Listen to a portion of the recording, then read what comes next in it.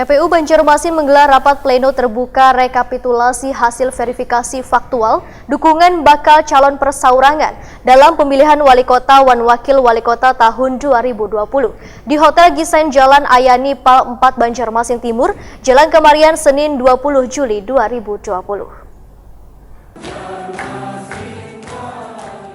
KPU Banjarmasin menggelar rapat pleno terbuka rekapitulasi hasil verifikasi faktual dukungan bakal calon persaurangan dalam pemilihan wali kota dan wakil wali kota tahun 2020 di Hotel Gisen Jalan Ayani Pal 4 Banjarmasin Timur, Jalan Kemarian, Senin 20 Juli 2020. Dalam rapat pleno ini, diserahkan hasil verifikasi faktual terhadap syarat dukungan bakal calon pasangan persaurangan Hairul Saleh Habib Ali Al-Habsyi dari 40.879 yang memenuhi syarat sebanyak 35.433. Kada memenuhi syarat sebanyak 5.446, sehingga masih ada kekurangan sebanyak 2.570 dukungan atau KTP karena syarat minimal sebanyak 38.003 dukungan atau 8,5% dari jumlah daftar pemilih tetap. Hasil verifikasi faktual ini pun setelah ditandatangani kemudian diserahkan kepada bakal calon Bawaslu Banjarmasin dan KPU Kalimantan Selatan.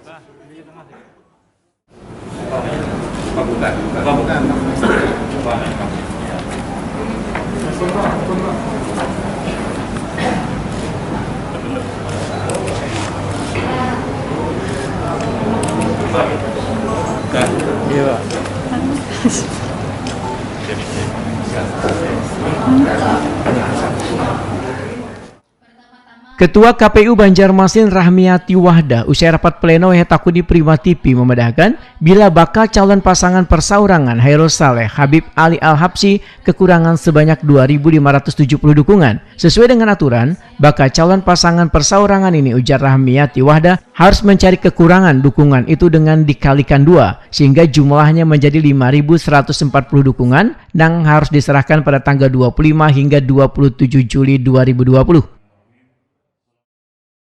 Pasangan calon persaurangan ini harus menyerahkan 2 kali lipat dari jumlah TMS-nya, dari jumlah itu.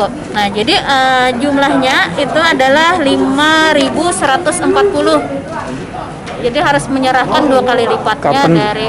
Jadi penyerahannya itu di tanggal 25 sampai tanggal 27 Juli ini, Juli.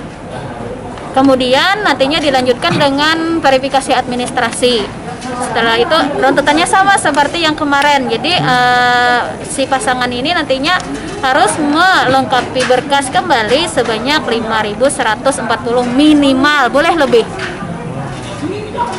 Itu untuk yang terakhir sudah boleh? Iya, nantinya kalau diverifikasi itu masih kurang, berarti tidak dapat kita lanjutkan ke tahapan pendaftaran di tanggal 4 sampai tanggal 8 September nanti. Sementara itu, bakal calon persaurangan Wali Kota Banjarmasin Hairul Saleh mengaku merasa bangga ternyata ada 35.443 EKTP warga Banjarmasin yang telah memenuhi syarat atau mendukungnya. Maka untuk bisa memenuhi syarat yang diminta penyelenggara pilkada, Hairul Saleh pun meminta LO-nya untuk bekerja maksimal agar bisa mendapatkan kekurangan 5.140 dukungan tersebut.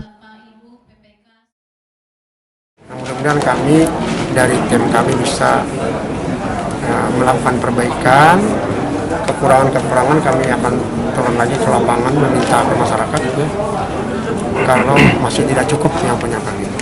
Karena waktu tinggal tanggal 25 sudah masuk hari pertama, kemudian tanggal 27 berakhir perbaikan, dan mudah-mudahan kami bisa di lapangan nanti mencari data yang terbaru ya, untuk memenuhi ini.